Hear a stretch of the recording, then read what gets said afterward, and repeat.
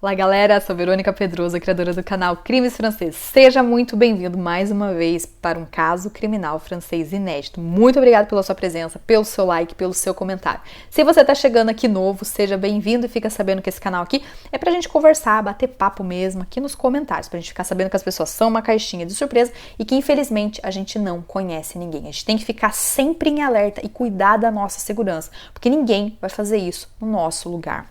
O caso que eu vou contar hoje aqui pra vocês foi um caso que aconteceu no ano de 2010, numa cidade que se chama Rognonaz, que fica aqui do ladinho da minha casa, bem pertinho, aqui no sul da França. A história de hoje é a história do Christophe Lézard. Ele que morava com a sua família aqui no sul da França e vivia em total harmonia com a esposa, o filho dele. A história vai começar no dia 24 de novembro de 2010. O Christophe, ele saiu para o trabalho bem cedinho e tudo bem. Quando o filho saiu nesse mesmo dia, no dia 24 de novembro, ele viu que o pai ainda estava ali na frente de casa. Ele falou, caramba, o pai saiu super cedo, agora eu tô saindo às 8 para trabalhar. Eu tô vendo o carro do pai aqui na frente do portão, o que aconteceu? Chamou o pai nada de responder, ele querendo sair, mas o carro do pai estava ali na frente do portão. Ele andou até o carro do pai e quando ele se aproximou, ele viu o Christophe jogado no chão, um mar de sangue. Ele entrou em desespero, esse filho, voltou para casa gritando, pedindo ajuda para a mãe. Eles ligaram rapidamente para a polícia, bombeiro, todo mundo chegou muito rápido ao local do crime, porque eles viram que era uma coisa muito séria e não era uma coisa que acontecia nessa cidadezinha. A polícia começou a lacrar tudo, viram que realmente era uma cena de crime. A polícia percebeu que o Christophe, ele tinha um ferimento à nuca, parecia um tiro, mas tinha que verificar nas análises. A polícia viu que era uma forma muito covarde de tirar a vida de uma pessoa, porque ele não teve como se defender, ele foi pego de surpresa de costas, então ele não viu nada, ele simplesmente caiu, o Christophe, e perdeu a vida. A polícia encontrou também um DNA, eles estavam tentando achar as coisas, viram que tinha marcas tal no portão, a polícia coletou tudo isso e coletou também bita de cigarro que estava ali próximo ao portão. A polícia levou tudo isso para análise.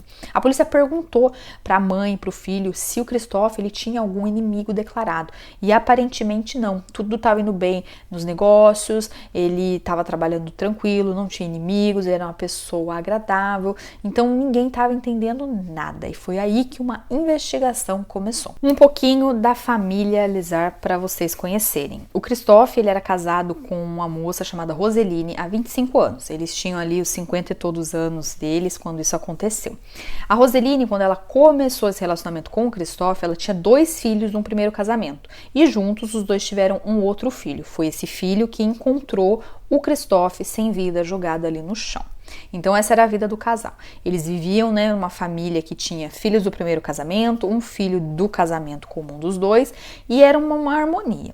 A polícia ficou sabendo depois que o Christophe, ele não se entendia com o primeiro filho da Roseline. Esse primeiro filho, ele não engolia esse padrasto. Ele falava, não, você vai roubar o lugar do meu pai, não quero. Então tinha esse conflito e vários rolos nessa família. O Christophe, ele era empresário, ele tinha uma empresa onde ele trabalhava com vários funcionários, ele tinha 16 funcionários, mas ele era um bom patrão, ele ajudava os funcionários, ele era humano, então não tinha nenhuma intriga ali no serviço que a polícia podia investigar logo de cara. Conversando com os vizinhos ali, o pessoal disse que um dia antes do crime, eles viram uma moto na frente da casa dessa família, e normalmente não tinha nada ali, então os vizinhos olhando, viram a moto ali a noite inteira parada, essa moto é de quem? O que essa moto tá fazendo ali? Então a polícia sabia que quem fez isso era bem amador, que ele ficou sondando a casa do Christophe a noite inteira, deixou a moto na frente da casa, nada discreto, ainda fumou pra caramba, igual um bombeiro, fumou, e deixou todas as bituquinhas de cigarro ali.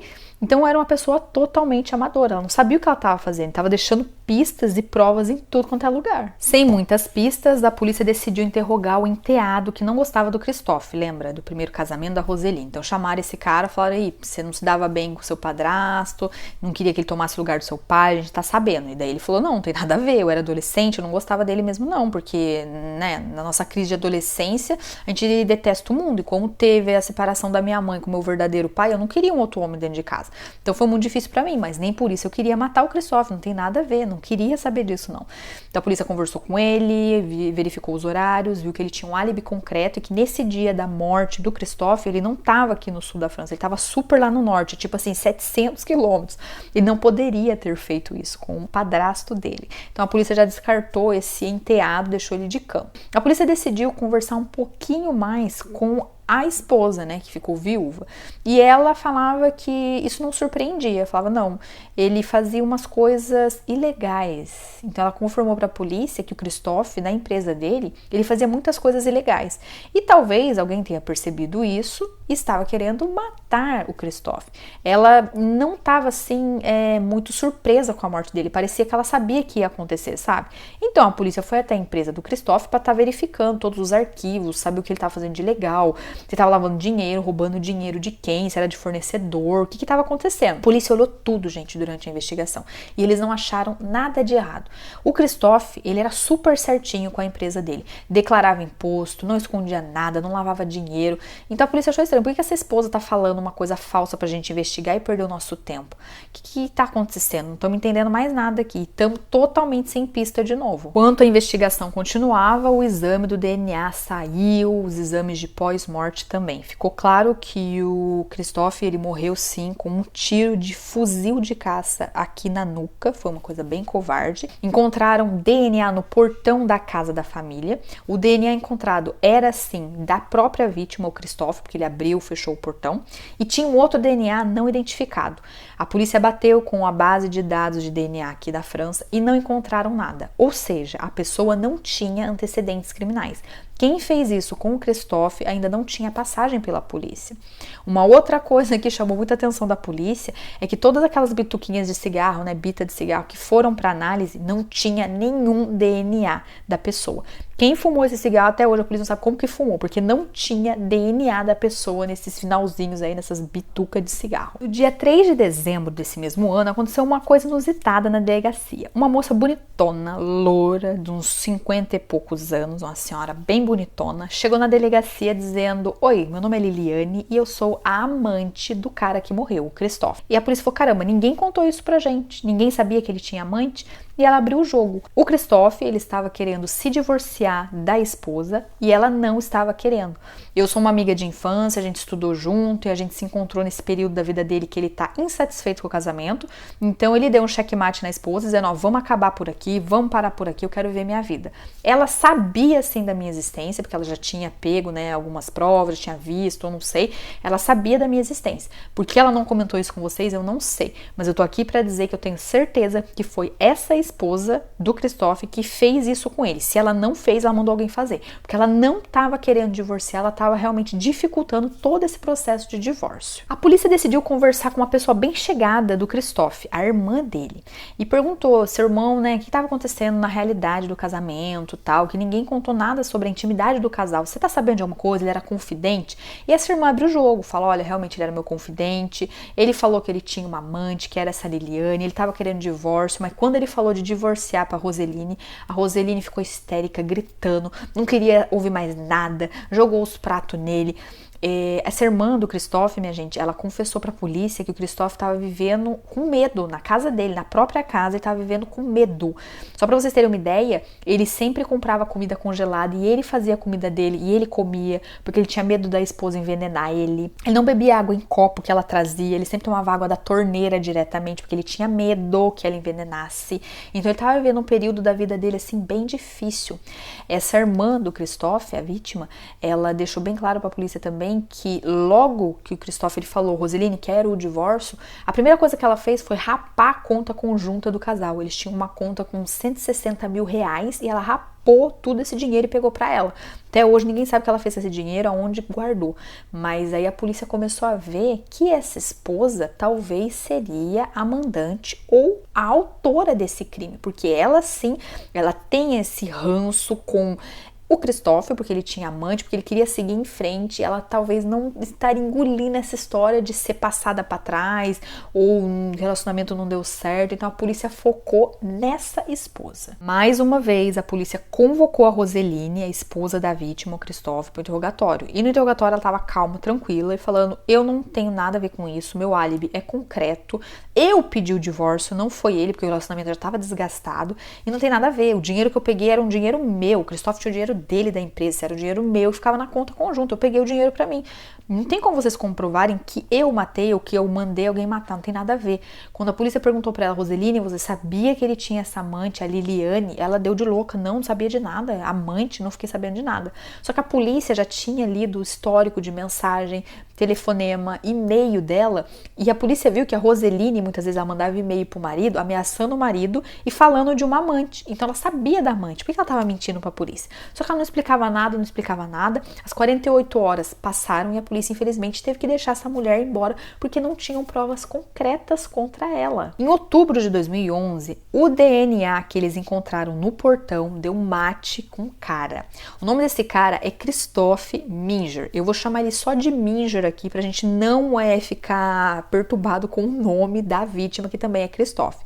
Então o DNA deu mate com um cara que se chamava Minger. O cara tinha 26 anos, ele morava no norte da França e ele conhecia a família, porque ele já tinha trabalhado alguns meses atrás na casa dessa família, da casa da Roseline e na casa do Christophe. Então a polícia quis conversar com ele. Indo até a casa desse Minger, conversando com ele, foi super receptivo, contou tudo que ele sabia, disse que conhecia a família, que trabalhou de pedreiro, marceneiro, né, ajudou a arrumar ali a casa, fazer uma reforma, que foi na época do verão de 2010, julho e agosto de 2010. E o Christophe, ele perdeu a vida em novembro. Então, quando a polícia perguntava como que seu DNA estava no portão, você trabalhou no verão, ele falava, trabalhei no verão, né, eu abri e fechava o portão, meu DNA estava lá.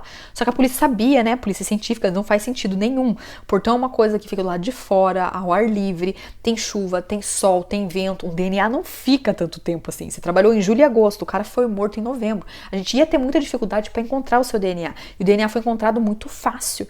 Você tá mentindo, ele não tô mentindo, tal, polícia pressionando, até que ele decidiu falar, porque ele viu que estava ficando muito incoerente. Ele disse que a esposa do Christophe, a Roseline, ela tinha pago o equivalente a uns 60 mil reais para ele fechar o portão.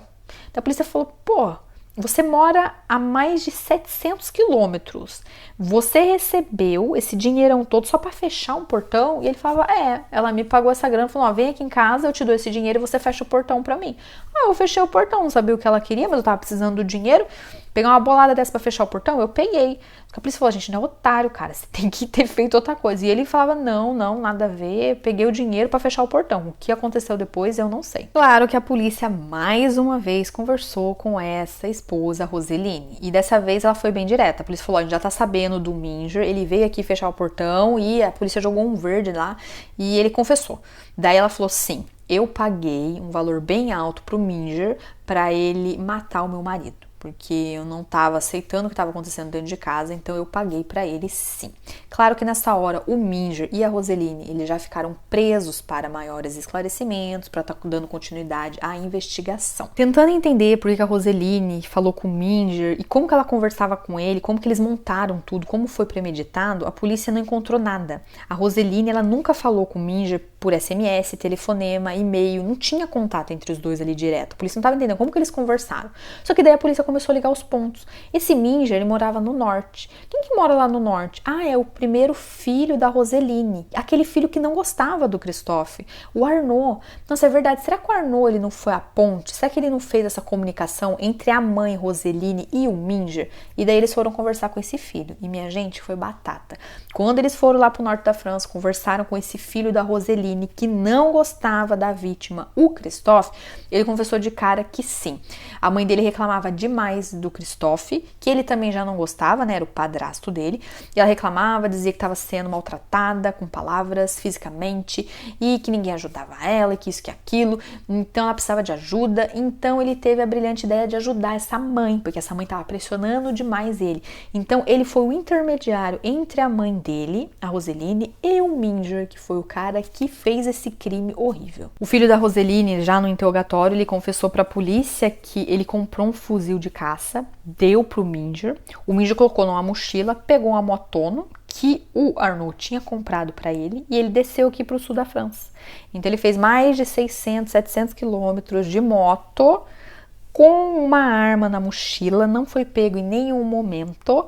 Desceu aqui para a França, ficou esperando o Christophe sair da casa dele, então por isso os vizinhos viram sim a moto, e era certo, era a moto do Minger, que estava ali na frente da casa, o cara era bem amador. Quando ele viu o Christophe saindo de manhã, ele simplesmente pegou o fusível e deu ali na nuca um tiro.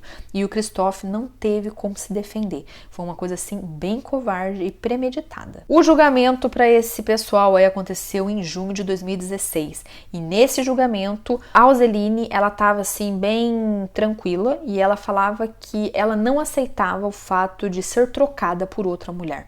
Ela deu a vida inteira dela, dedicação, carinho para esse marido, e ela falava, não é agora no fim da vida que ele vai me largar, vai ficar com outra. Ela não aceitava isso e ia perder dinheiro, e ela ajudou o marido a montar a empresa, ela não estava aceitando, para ela estava sendo muito difícil. O filho Arnaud, ele estava muito triste, ele se sentia um fraco, um banana. Ele falava que essa mãe, ela muito manipuladora, ligava para ele quase todos os dias e falava que estava sofrendo, que o Christophe só xingava, brigava com ela, e que ela ficava, filho me ajuda, faz alguma coisa, você é o filho mais velho, você tem que ajudar a mãe. Ela realmente usou de mãe, do papel de mãe que ela tinha, e manipulou esse filho. E no julgamento, o Arnaud, ele falava, eu fui manipulado pela minha mãe, ela me usou, por isso que eu fui a ponte entre ela e o Minger. Fui eu que comprei a arma, fui eu que comprei a moto e tal, mas a minha mãe me obrigou, e eu queria ajudar a minha mãe. O que um filho faz por uma mãe? A gente faz tudo. Então ele se sentia bem assim, usado, ele tava bem triste. E o Minger, ele falou, tava precisando de dinheiro, ela me deu dinheiro, eu pensei que eu ia ajudar, eu tava com algum problema, o cara era agressivo, eu peguei o dinheiro e eu quis ajudar. A polícia viu também durante esse julgamento que a Roseline, ela não mudava e que ela era bem ruim, porque enquanto ela estava presa esperando o julgamento, ela já tinha conversado com uma amiga de cela que estava prestes a sair e falou para essa amiga, olha, você vai um dia encontrar o Minger na prisão e por favor dá veneno para ele, que esse cara tem que morrer, porque ele fez tanta coisa errada, jogou a merda no ventilador, não era pra eu estar aqui, então você vai me vingar. Então essa amiga, saindo da prisão, foi conversar com a polícia falando, ó, a louca lá tá querendo que eu envenene o cara e eu sei que o processo dela tá correndo. Então foi mais uma coisa para eles saberem que a Roseline era uma pessoa muito perigosa e que ela não ia mudar. No final do julgamento, as penas saíram. A Roseline, ela pegou 25 anos, ela está presa. O filho dela, ele pegou 15 anos, porque ele foi usado, foi manipulado. E o cara que cometeu o crime, o Minger, ele pegou 20 anos de prisão. Todo mundo tá preso aí. Por enquanto, a gente sabe que vão ter condicionais, saidinhas, eles vão trabalhar e as penas serão reduzidas. Mas atualmente a informação que tem na mídia é que todo mundo tá preso cumprindo essas penas. Esse foi o nosso caso de hoje, mais um caso aí pra gente pensar, refletir, ficar em alerta. Mais um caso clássico onde o dinheiro falou mais alto, a mulher não engoliu o fato de ser passada para trás, vamos dizer assim. Ela queria continuar com esse marido, mas esse marido já tinha falado, ó, o relacionamento não é o mesmo, cada um segue a sua vida. O mal do ser humano hoje em dia é um problema grande, a gente sempre vê por aqui, é aceitar um não. O ser humano não aceita não, ele não aceita que mudou. A gente começa com um plano, mas às vezes muda, a gente passa 10, 15 anos juntos, às vezes as ideias mudam, as pessoas começam a ser diferentes. Qual é o problema? Sentar, conversar e divorciar. Seria tão mais fácil se as pessoas aceitassem isso, evitaria tantos crimes que eu conto aqui. Muito obrigado pela sua presença por aqui e até o próximo caso.